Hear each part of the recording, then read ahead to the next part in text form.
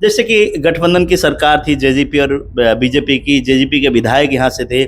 लोग ये कहते हैं कि विधायक ने पूरा पूरा बरवाला शहर को उखाड़ कर रख दिया, फाड़ के रख दिया। इससे आप कितने सहमत हैं? को इसका जवाब तो मेरे ख्याल में विधायक जी अच्छे से दे पाएंगे। जो मैं मानता हूं कि 4.5 साल के टर्म में जो बरवाड़ा का एक 1.5 से 2.25 किलोमीटर का टुकड़ा था, इतना समय इस पे नहीं लगना चाहिए था। बरवाला में जैसे ना बहुत सारे झोड़ हैं, झोड़ को भी एक तरह से बंद कर दिया गया है। आपको लगता है कि सड़क इतनी ऊंची ऊंची बन गई है, आने वाले समय में अगर बरसात होएगा तो आपको लगता है सड़क पे पानी ना होकर गलियों में या लोगों की दुकानों में, घरों में घुसेगा? ऐसा नहीं लगता आपको? देखो, मैं मानता हूं कि कहीं ना कहीं जो इस प्रकार की सड़कों ऊंचा उठाना तो कोई समाधान नहीं है। लोग कहते हैं कि कई बार ना, जैसे पार्षदों से बात कर लें और उससे बात करें, वो कहते हैं विधायक जी सुनते नहीं है। आप तो उनके एक तरह से पार्टी में आप लोगों का दोनों का गठबंधन था, क्या आपकी बात कभी उन्होंने सुनी है? देखो, मेरी और विधायक जी की इस मामले में कभी इस टॉपिक पे बात भी नहीं हुई है। कि आज मैंने जेजेपी के विधायक जोगीराम जी से मैंने कहा कि सड़क आपने खोद दिया जी, हालात ऐसे हैं। अब लोकसभा चुनाव है, रणजीत सिंह चौटाला के लिए, अन्य के लिए, जैसे वोट मांगने के लिए जो भी पार्टी के लोग हैं, ऐसा तो नहीं बरसात आएगी और किश्तियां लेके जाना पड़ेगी वोट दे दो?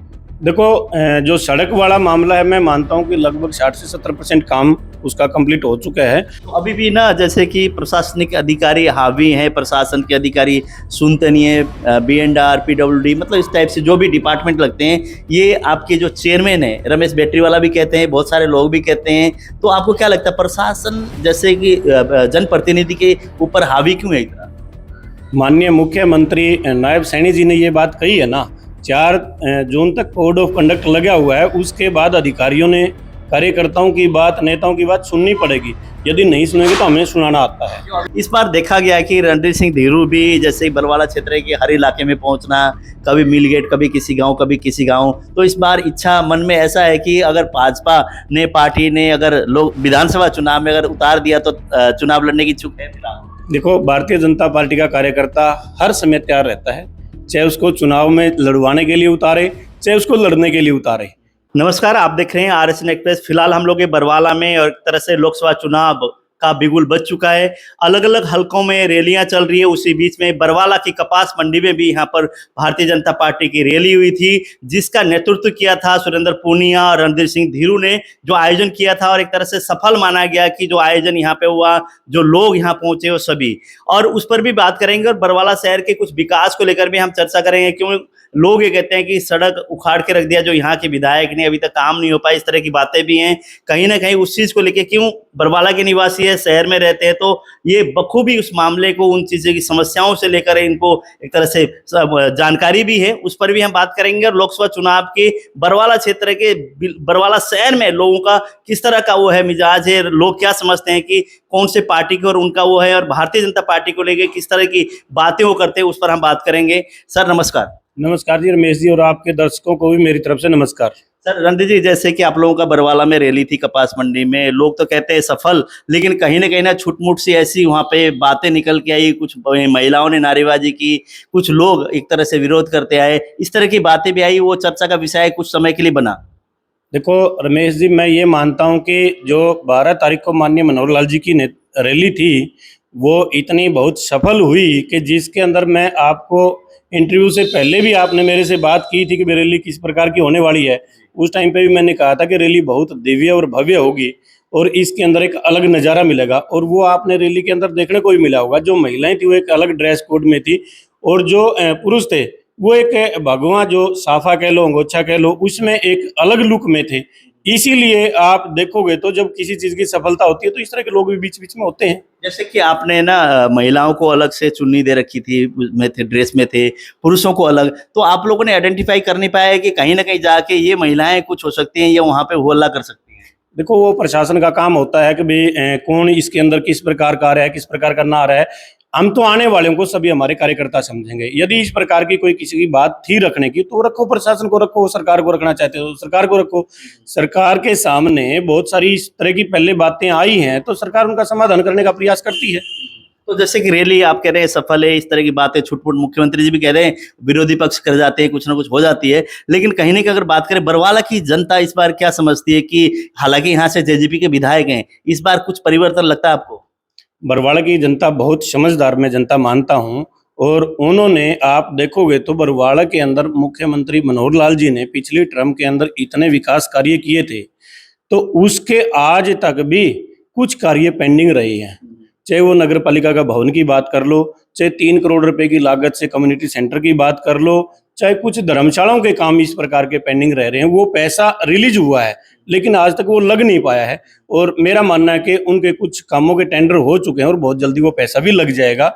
माननीय मनोहर लाल जी ने बरवाड़ा विधानसभा को बहुत अच्छा ग्रांट दिया, बहुत अच्छा पैसा दिया है, जिसके अंदर बरवाड़ा के अंदर इतने बड़े विकास कार्य हुए हैं और बरवाड़ा की जनता ने उनका धन्यवाद करने का काम किया है। जी, जैसे कि गठबंधन की सरकार थी, जेजेपी और बीजेपी की, जेजेपी के विधायक यहाँ से थे। लोग ये कहते हैं कि विधायक ने पूरा पूरा बरवाला शहर को उखाड़ कर रख दिया, फाड़ के रख दिया। इससे आप कितने सहमत हैं? को इसका जवाब तो मेरे ख्याल में विधायक जी अच्छे से दे पाएंगे। जो मैं मानता हूं कि 4.5 साल के टर्म में जो बरवाड़ा का एक 1.5 से 2.25 किलोमीटर का टुकड़ा था, इतना समय इस पे नहीं लगना चाहिए था। ये मैं जरूर मानता हूँ, कहीं ना कहीं डिपार्टमेंटों की आपस में तालमेल ना होने की वजह से लगा लो, या आप विधायक की वजह से लगा लो कि उनका तालमेल वो बिठा नहीं पाए। ये कहीं ना कहीं मैं मानता हूँ कि ज्यादा समय इसके अंदर लगा है, इतना समय नहीं लगना चाहिए था। क्योंकि जब सीवरेज डल गया तो वो रोड बन जानी चाहिए थी। उनको पहले एक साइड में सीवरेज डाल कर उसको कंप्लीट कर देना चाहिए था, उसके बाद दूसरा का काम शुरू करना चाहिए था। ये कहीं ना कहीं आपस में तालमेल नहीं था। तीनों चीजों का मैं मानता हूं कि दोनों के दोनों डिपार्टमेंट, चाहे वो पब्लिक हेल्थ की बात है, चाहे वो B&R की है, और तीसरा मैं मानता हूं कि जो आज मौके का विधायक है उन्होंने तालमेल नहीं करवाया उनका। जी, जैसे धीरू जी, आप पत्रकारिता में भी आप एक तरह से सक्रिय रहे हैं, राजनीति से भी आप संबंध रखते हैं। वहीं पर जैसे कि शमशान घाट वाले रोड की अगर हम बात करें, गंदगी रहती थी, वो रोड बन गया।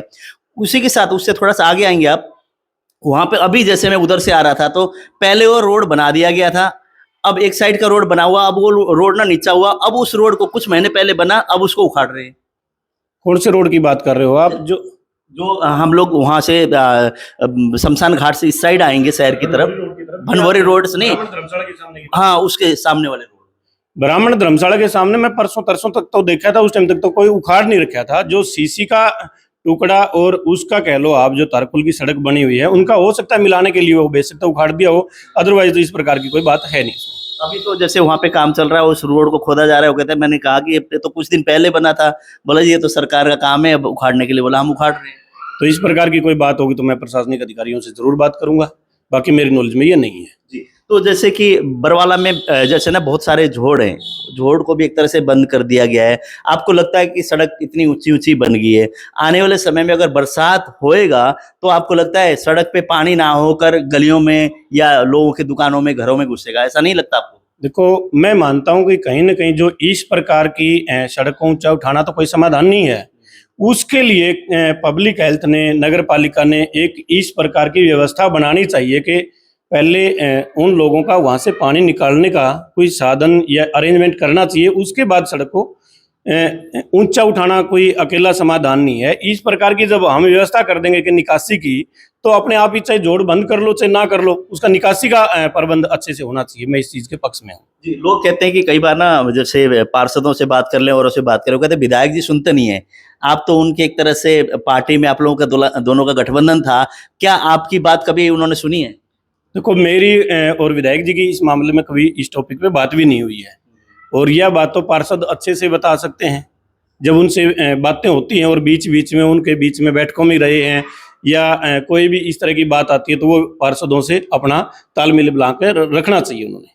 जी, और सुनने में तो मैंने जो बात की, सुनने में तो क्या, जैसे एक रमेश बैटरी वाले से मैंने बातचीत की, आज मैंने जेजेपी के विधायक जोगीराम जी से मैंने कहा कि सड़क आपने खोद दिया जी, हालात ऐसे हैं, अब लोकसभा चुनाव है, रणजीत सिंह चौटाला के लिए, अन्य के लिए, जैसे वोट मांगने के लिए जो भी पार्टी के लोग हैं, ऐसा तो नहीं बरसात आएगी और किश्तियां लेके जाना पड़ेगी वोट दे दो?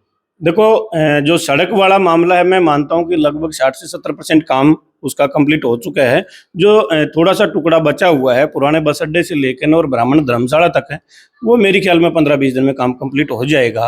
और उसके बाद जो साइडों में ब्लॉक लगनी है, इंटरलॉकिंग लगनी है, उसका काम भी महीना 1.5 महीने में हो जाएगा। 2 महीने में रोड बनकर तैयार हो जाएगा।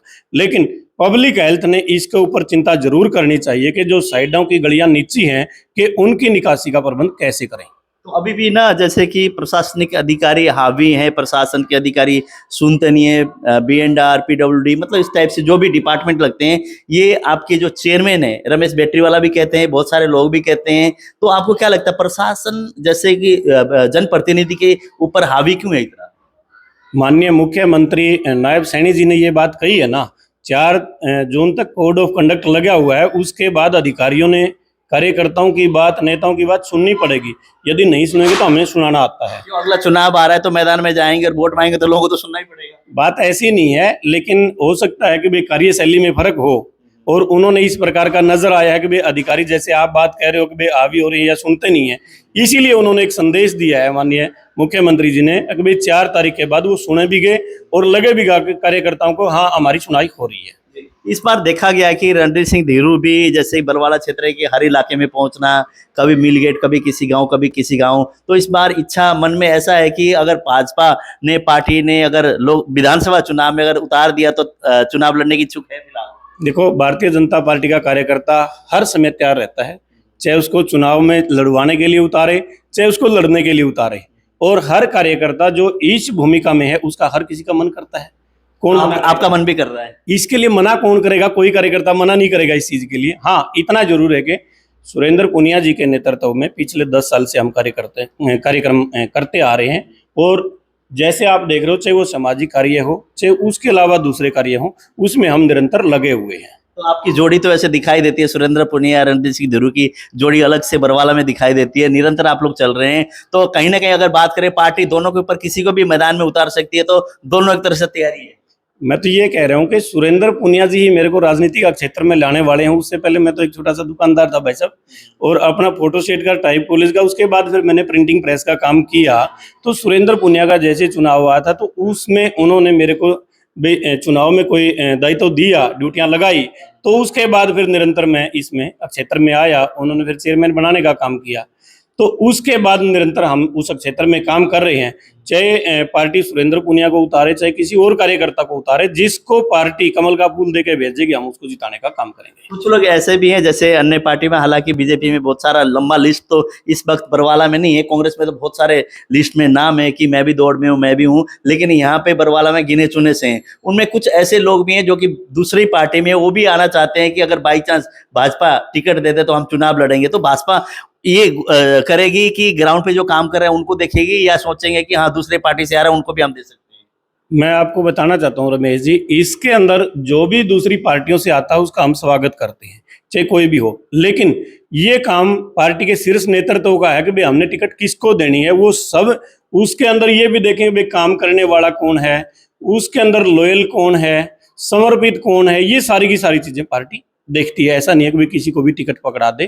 पार्टी इसके ऊपर बहुत अध्ययन करती है और जिसको कमल का फूल देकर भेजती है, बाकी के कार्यकर्ता उसको जिताने का काम करते हैं। तो बरवाला क्षेत्र की अगर बात करें, बरवाला विधानसभा में भारतीय जनता पार्टी के जो पिछले दिनों बृजेंद्र सिंह जी यहाँ से थे, जो जीत उनकी यहाँ हुई थी, उससे ज्यादा मतों से इस बार लोकसभा में आप लोग आगे बढ़ने वाले हैं? ये बिल्कुल सत्य है कि चौधरी रणजीत सिंह जी को जो पिछला मार्जिन था बरवाला विधानसभा का, उससे कहीं ज्यादा मार्जिन से हम जितवाने का काम करेंगे। चलो, जनता से क्या अपील करना चाहिए, किस तरह का संदेश देना चाहिए? जनता से मैं अपील करूंगा कि तीसरी बार माननीय प्रधानमंत्री नरेंद्र मोदी जी को 400 पार का जो जनता ने नारा दे रखा है, वो वोटों की अपील हम चौधरी रणजीत सिंह जी के लिए करते हैं कि भाई बरवाला विधानसभा से और हिसार लोकसभा से उनको ज्यादा से ज्यादा मत देके उनको जिताने का काम करें। जैसे रणधीर सिंह धीरू हैं, पूर्व चेयरमैन भी रहे हैं और पत्रकार भी रहे हैं। हालांकि पत्रकारिता करते करते ये एक चले राजनीति में घुस गए। कहीं ना कहीं सुरेंद्र पुनिया ने एक तरह रास्ता दिखाया और उन्हीं के साथ मिलजुल कर काम कर रहे हैं। और दिल में इच्छा भी, अगर पार्टी ने हो सकता है विधानसभा में अगर कहीं मौका मिला तो चुनाव लड़ने के इच्छुक भी हैं,